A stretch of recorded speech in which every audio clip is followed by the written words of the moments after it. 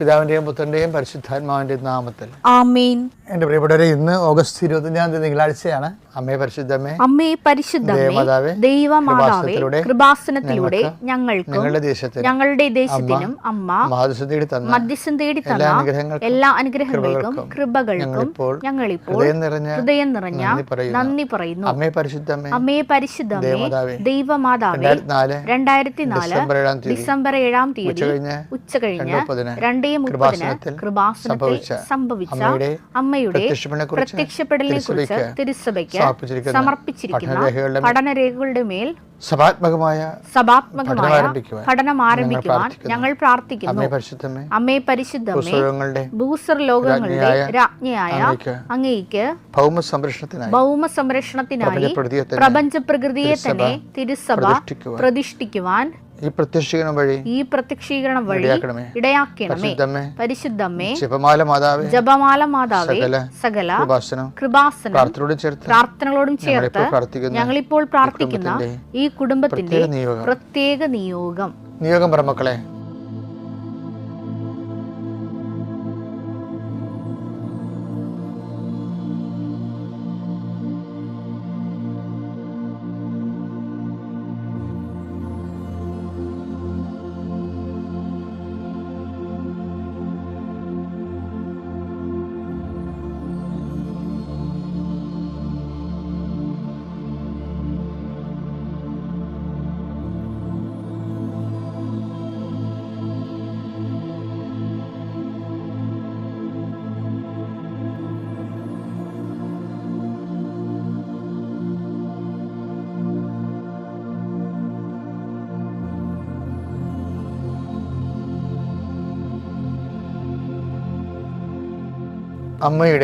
അമ്മയുടെ പ്രത്യക്ഷീകരണത്തിന്റെ ഈ അനുഗ്രഹവേളയിൽ ഞങ്ങൾക്ക് സാധിച്ചു തരുവാൻ കനിയണമേ.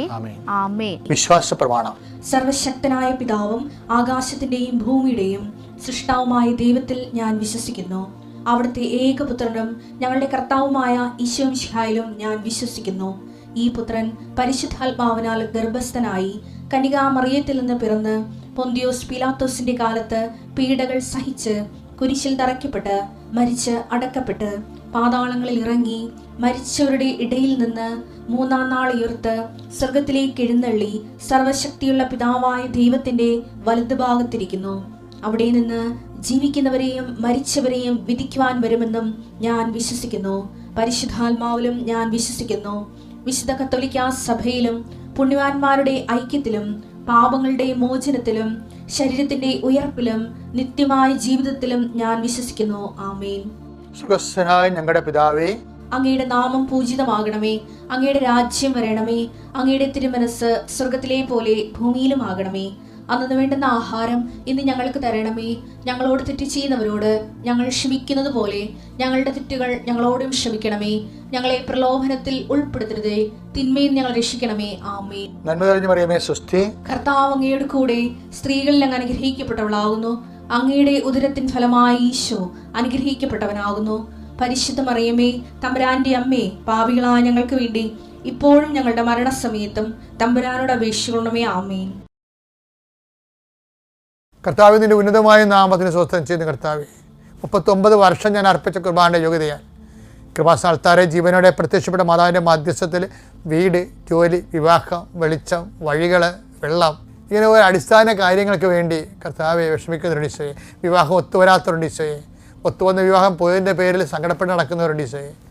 അതുപോലെ ഒത്തുവന്ന വിവാഹം നടത്തി കൊടുക്കാൻ വേണ്ടി സാമ്പത്തികമായ വിഷയങ്ങളിൽ ഓരോരോ വാതിലും മുട്ടിക്കൊണ്ടിരിക്കുന്നവരുണ്ട്. മുട്ടി പരാജയപ്പെട്ടിട്ട് മനസ്സും ശരീരം തളർന്ന് വീട്ടിൽ വന്ന് കർത്താവ് പരസ്പരം വഴക്കിടുന്നവരുണ്ട്. ഞാൻ അന്നേ പറഞ്ഞാലും വിചാരിച്ചിട്ടുണ്ട്, നിങ്ങൾ ഒരു വഴക്കും ആരും തമ്മിലിടരുത്.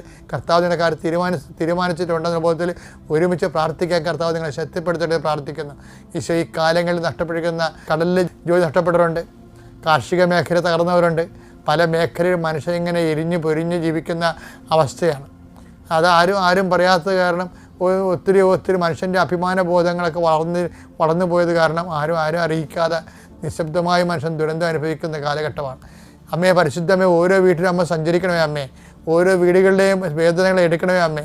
കുഞ്ഞുങ്ങളെ പോയി രക്ഷപ്പെടാൻ നീന്തി കരകയറാൻ വേണ്ടി ആഗ്രഹിക്കുന്ന മക്കളെ കരകയറുന്ന മുമ്പ് മുങ്ങിപ്പോകുന്ന പോലെ അവർക്കുണ്ടാകുന്ന പ്രയാസങ്ങൾ, അവരുടെ സാമ്പത്തിക ദുരിതങ്ങൾ, അവർ സഹായിക്കാനായി ഇല്ലാത്ത അവസ്ഥകൾ, അവർ പോകുന്ന സ്ഥലങ്ങളിൽ അനുകൂലമല്ലാത്ത മറുപടികൾ, കർത്താവ് ഓരോ മേഖല എന്തെല്ലാം തരത്തിലാണ് അങ്ങയുടെ മക്കൾ, ഞങ്ങളുടെ ജീവിതം ഇനി തകർന്നു പോകുമോ, കപ്പൽ പാറ ഇടിച്ച് തകർന്ന പോലെ ഞങ്ങളുടെ ജീവിതം ഇല്ലാതെ വരുമോ എന്ന് ഓർത്ത് വേദനിക്കുന്നു. അവർക്ക് വിശ്വാസത്തിന് ധൈര്യം ലഭിക്കാൻ വേണ്ടി പ്രാർത്ഥിക്കുന്നു, പ്രാർത്ഥന എരിവ് ലഭിക്കാൻ വേണ്ടി പ്രാർത്ഥിക്കുന്നു. എൻ്റെ കർത്താവിൻ്റെ ഉന്നതമായ നാമത്തിൽ കൃപാസനത്താറെ ജീവനോടെ പ്രത്യക്ഷപ്പെട്ട പരിശുദ്ധയുടെ മാധ്യസ്ഥ നിങ്ങൾ അനുഗ്രഹിക്കപ്പെടട്ടെ. നമ്മുടെ മനസ്സ് എപ്പോഴും കൊതിക്കണേ എന്താ? ദൈവത്തിൻ്റെ സംരക്ഷണമാണ് അല്ലേ? ഇപ്പം തന്നെ ചില ആൾക്കാർ പിള്ളേർ വിളിക്കും, അമ്മ വിളിക്കും, വേഗം വന്ന് പ്രാർത്ഥിക്ക്, ഇങ്ങനെ കൂടുതൽ പ്രാർത്ഥന മുടക്കിയിട്ട് വേണം നാളെ വല്ല പട്ടി അവരെ കടിക്കാൻ. അപ്പോൾ ആൾക്കാർക്ക് ഒരു ഉള്ളിൻ്റെ ഒരു സംരക്ഷണം, പ്രാർത്ഥന ഒരു സംരക്ഷണം തരുമെന്നുള്ളൊരു ബോധമുണ്ട് നമുക്ക്. പക്ഷേ ഈ സംരക്ഷണത്തിന് വേറെ കുറേ നല്ല ഇത് ചട്ടപ്പടി പ്രാർത്ഥനാ രൂപങ്ങളല്ലാതെ തന്നെ അത് വേണം. അതങ്ങനെ ദൈവം നമ്മളെ ശിക്ഷിക്കുമെന്ന രീതിയിലാണ് ചില ആൾക്കാർ പ്രാർത്ഥിച്ച് കൂട്ടുന്നത്. കുഴപ്പമുണ്ട്, നമ്മളാക്കിന് കുഴപ്പമൊന്നും ഉണ്ടാക്കരുതെന്ന്, അങ്ങനെയല്ല. അതൊരു നല്ല നിലപാടല്ല, ആരോഗ്യപരമായ സമീപനമല്ല. ഇനി സംരക്ഷണം കിട്ടാനുള്ള മാർഗ്ഗങ്ങൾ കുറേ ഉണ്ട്.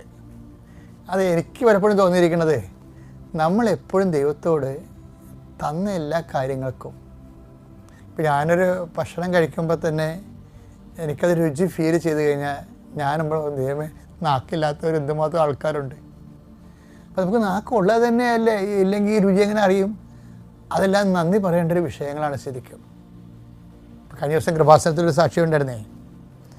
ഒരു മകൻ കംപ്ലീറ്റ് അന്ധനായ, അപ്പനും അന്ധനായ. പക്ഷെ അവർ സ്ക്രൈബിനെ വെച്ചൊക്കെ പഠിച്ചു, അവൻ ബിടെക് വരെ എത്തി.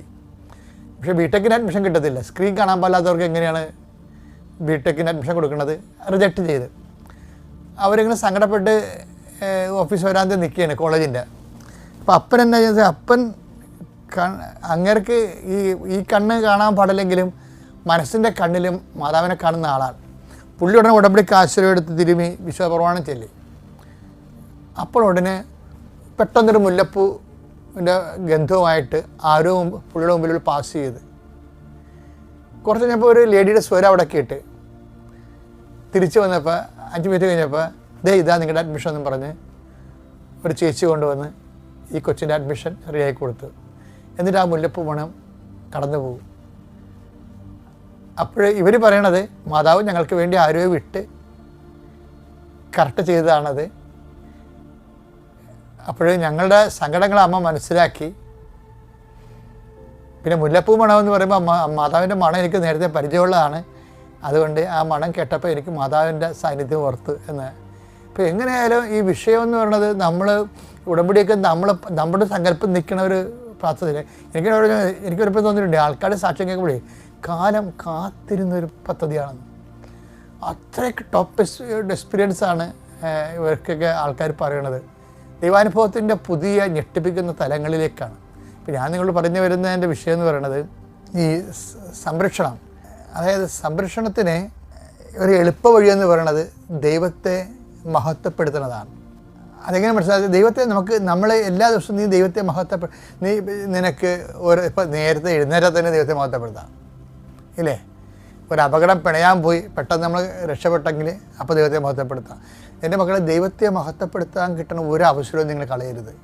കാര്യം അത് നമുക്ക് സംരക്ഷണം തരികയാണ്. അത് അറിയണമെങ്കിലേ റോമ 1:28 എടുത്തേ.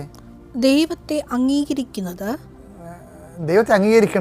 പോരായ്മയായി അവർ കരുതിയത് നിമിത്തം അധമവികാരങ്ങൾക്ക് അനുചിത പ്രവർത്തികൾക്കും ദൈവം അവരെ വിട്ടുകൊടുത്തു. അപ്പം ഈ ദൈവത്തെ മഹത്വപ്പെടുത്തുന്നത്, അംഗീകരിക്കുന്നത്, എല്ലാ വിഷയങ്ങളും ദൈവത്തെ നമ്മൾ അംഗീകരിക്കണം. അല്ലാതെ എൻ്റെ കഴിവാണെന്ന് പറയരുത്. എൻ്റെ കഴിവാണ്, എൻ്റെ ബുദ്ധിപരമായ നീക്കമാണ്, എൻ്റെ തന്ത്രമാണ്, കുതന്ത്രമാണ്. അങ്ങനെ ഈ പൊട്ടൻ മനുഷ്യർ അങ്ങനെയൊക്കെ ഈ ക്രെഡിറ്റ് സ്വന്തമായിട്ട് അക്കൗണ്ട് ചെയ്യും. പക്ഷേ എന്താ പറ്റുന്നത്? സംരക്ഷണം പോകും. നിങ്ങൾ വഴി, നിങ്ങൾക്ക് ജന്മവും ജീവിതവും തന്ന ദൈവം വഴി നിങ്ങൾ എന്ത് നേടിയാലും അത് ദൈവത്തിൻ്റെതാണ്. അങ്ങനെ ചിന്തിക്കുന്നവനാണ് വിശ്വാസി എന്ന് പറയണത്. അത് സംരക്ഷിച്ചു കഴിഞ്ഞാൽ എന്ത് പറ്റും? ദൈവത്തെ മഹത്വപ്പെടുത്തുന്നതും അംഗീകരിക്കുന്നത് പോരായ്മയായി കരുതി അംഗീകരിക്കാതിരുന്നാൽ എന്ത് പറ്റും? അധമവികാരങ്ങൾക്കും അനുചിത പ്രവൃത്തികൾക്കും ഏൽപ്പിക്കപ്പെടും. സംരക്ഷണം പോകുന്നർത്ഥം. അപ്പോൾ ദൈവത്തെ നമ്മുടെ ജീവിത മണ്ഡലങ്ങളിൽ നമ്മൾ നേടുന്ന നേട്ടങ്ങളിൽ ദൈവത്തിൻ്റെ സാന്നിധ്യത്തെ നമ്മൾ വിളിച്ചു പറയാതിരുന്നാൽ സ്വാഭാവികമായിട്ട് സംരക്ഷണം പോകുമ്പോൾ എന്ത് പറ്റും? ആ അനുചിത പ്രവൃത്തികൾക്കും അധമവികാരങ്ങൾക്കും ഏൽപ്പിക്കപ്പെടും. അപ്പോൾ അനുചിത പ്രവൃത്തികൾക്കും അധമവികാരങ്ങൾക്ക് ഏൽപ്പിക്കപ്പെടാതിരിക്കാൻ എന്ത് ചെയ്യണം? ദൈവത്തെ ജീവിതത്തിൻ്റെ മണ്ഡലങ്ങളിലെ എല്ലാ മേഖലകളിലും ദൈവത്തെ അംഗീകരിക്കണം. അത് സംരക്ഷണത്തിൻ്റെ ഒരു ഫോർമുലയാണ്.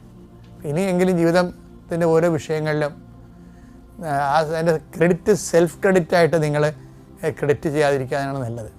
മറിച്ച് എല്ലാം ദൈവത്തിൻ്റെ ഉപരിമഹത്വത്തിന്. ഞാൻ for the greater glory of Jesus Christ എന്നും പറഞ്ഞ് നമ്മുടെ ഇഗ്നേഷ്യസ് ലയോളായും ഫ്രാൻസിസ് സേവറും കത്തുകൾ എഴുതുമ്പോൾ ആദ്യം എഴുതുന്നത് കർത്താവിൻ്റെ നാമത്തിൻ്റെ ഉപരിമഹത്വത്തിന്. അത് എഴുതിയിട്ടാണ് അവർ ബാക്കിയുള്ള കാര്യങ്ങൾ എഴുതുന്നത്.